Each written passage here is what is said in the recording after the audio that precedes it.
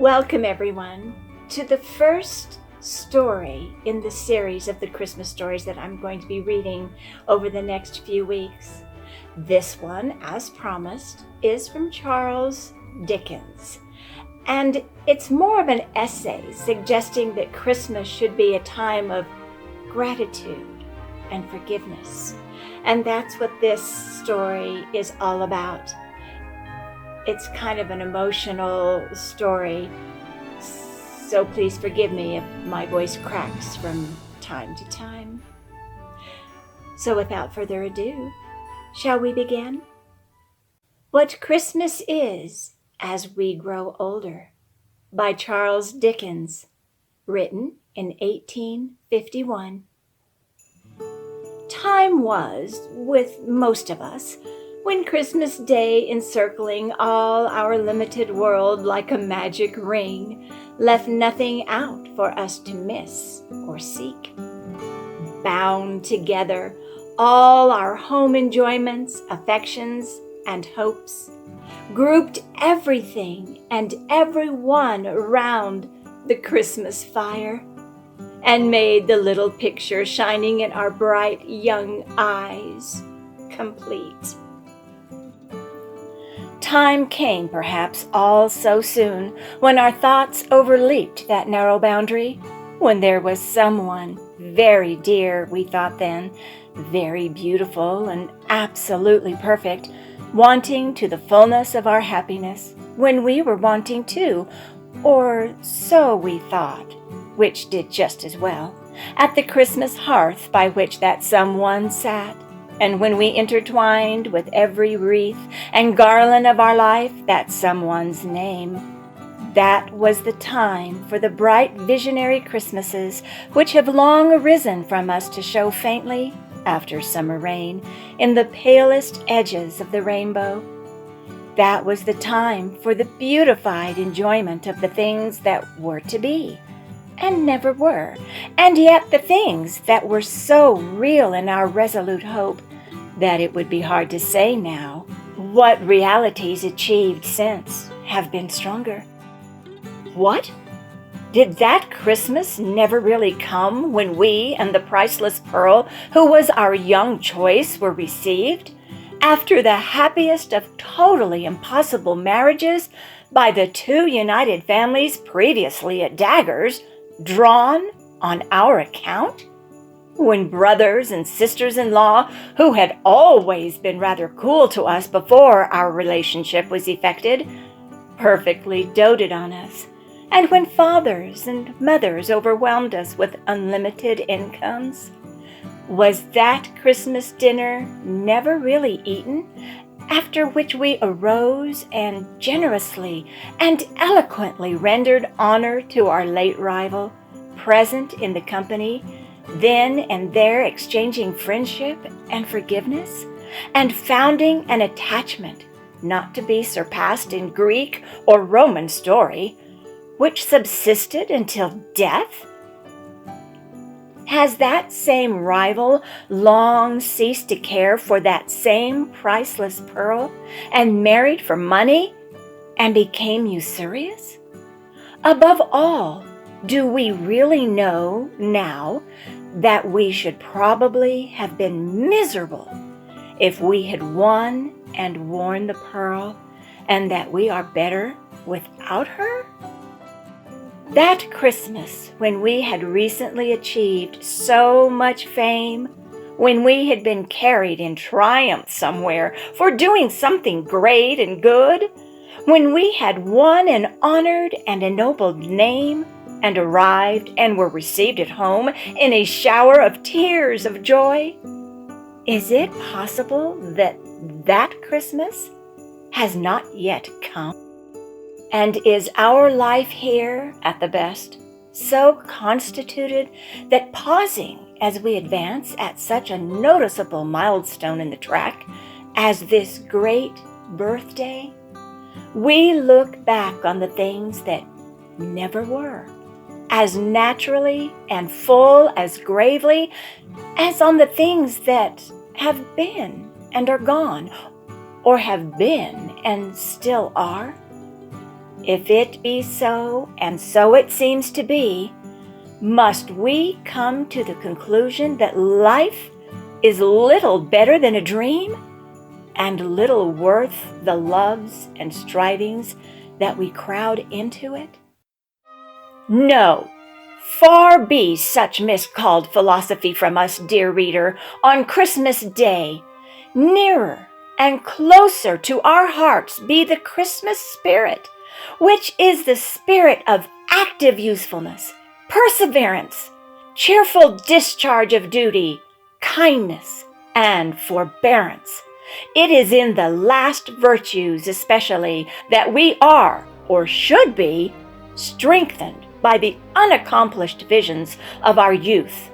For who shall say that they are not our teachers to deal gently even with the impalpable nothings of the earth? Therefore, as we grow older, let us be more thankful that the circle of our Christmas associations and of the lessons that they bring expands. Let us welcome every one of them and summon them to take their places by the Christmas hearth.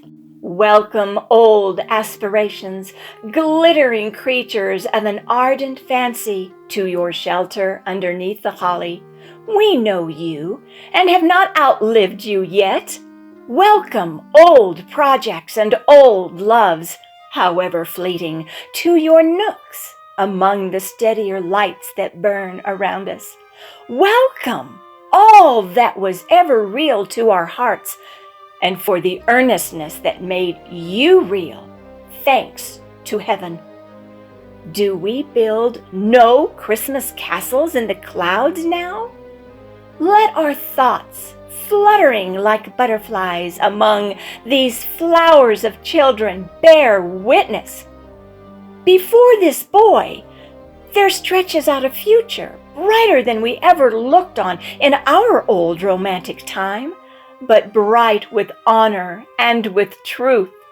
Around this little head on which the sunny curls lie heaped, the graces sport as prettily, as airily, as when there was no scythe within the reach of time to shear away the curls of our first love.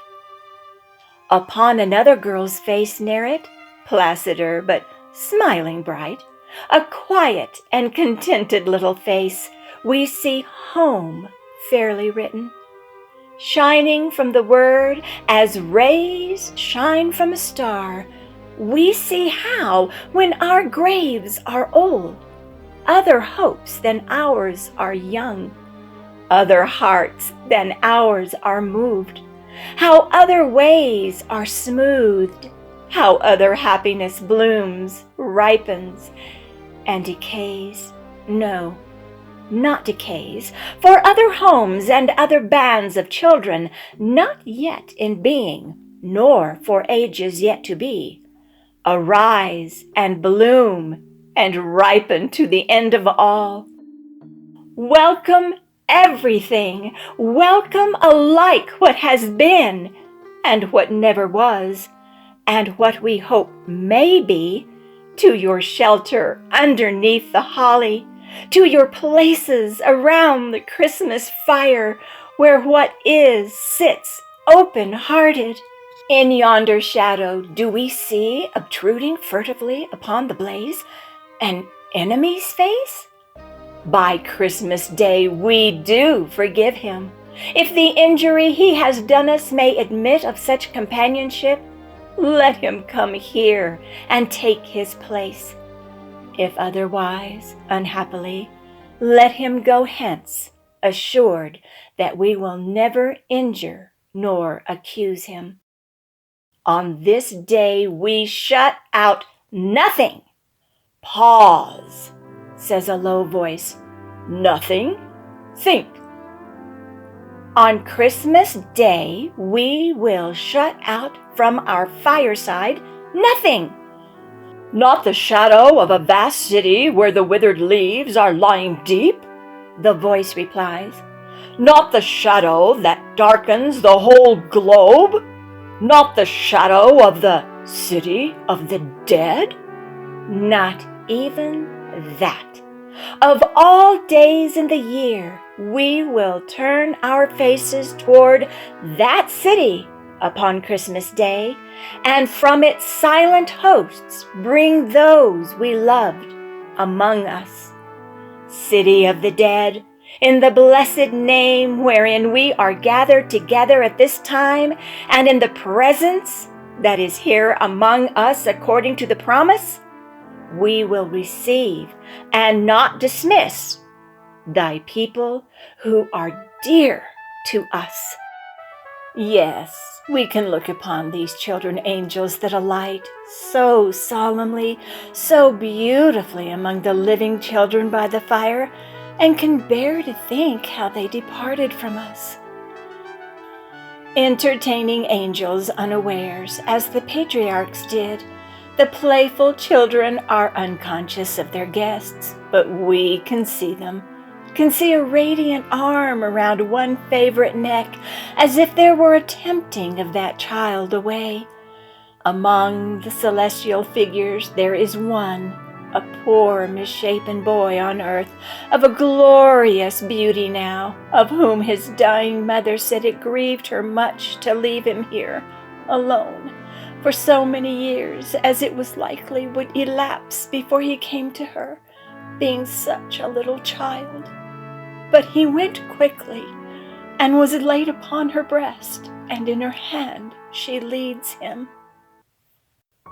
There was a gallant boy who fell far away upon a burning sand beneath a burning sun, and said, "Tell them at home with my last love how much I could have wished to kiss them once, but that I died contented and had done my duty." Or there was another over whom they read the words, "Therefore we commit his body to the deep," and so consigned him to the lonely ocean and sailed on. Or there was another who lay down to rest in the dark shadow of great forests, and on earth awoke no more. Oh, shall they not, from sand and sea and forest, be brought home at such a time? There was a dear girl, almost a woman, never to be one, who made a mourning Christmas in a house of joy, and went her trackless way to the silent city. Do we recollect her, worn out, faintly whispering what could not be heard, and falling into that last sleep for weariness?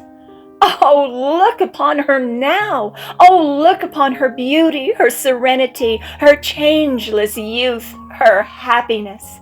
The daughter of Jairus was recalled to life to die, but she, more blessed, has heard the same voice saying unto her, "Arise forever."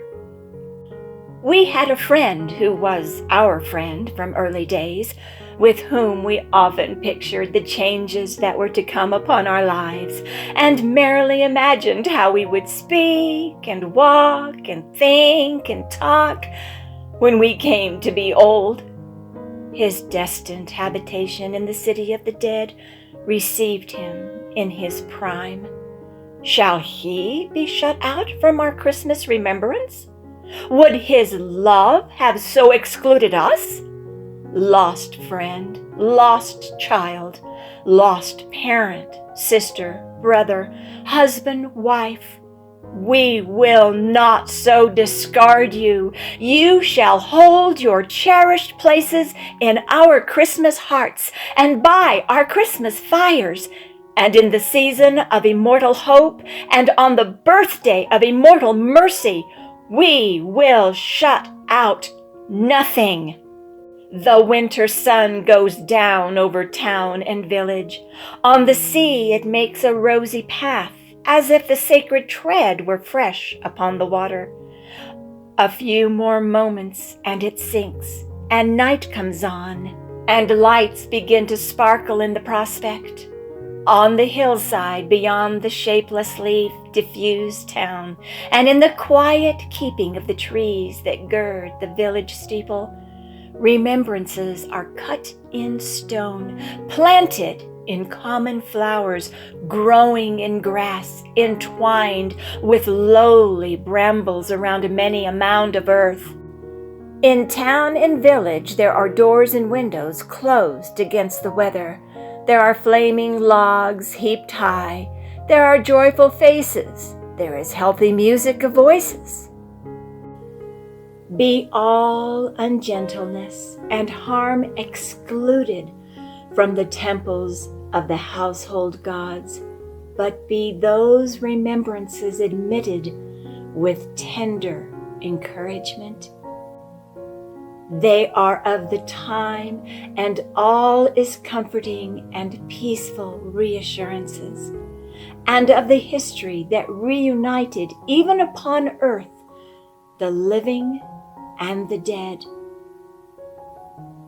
and of the broad beneficence and goodness that too many men have tried to tear to narrow shreds. This was a very moving Christmas story by Charles Dickens. You might be able to hear little snippets that are quite familiar in the Christmas Carol that he wrote. I hope this story touched your heart as it did mine. And during this Christmas season, we are grateful and we can forgive. So until we meet again for another Christmas story, a little more uplifting this time perhaps, I bid you good day.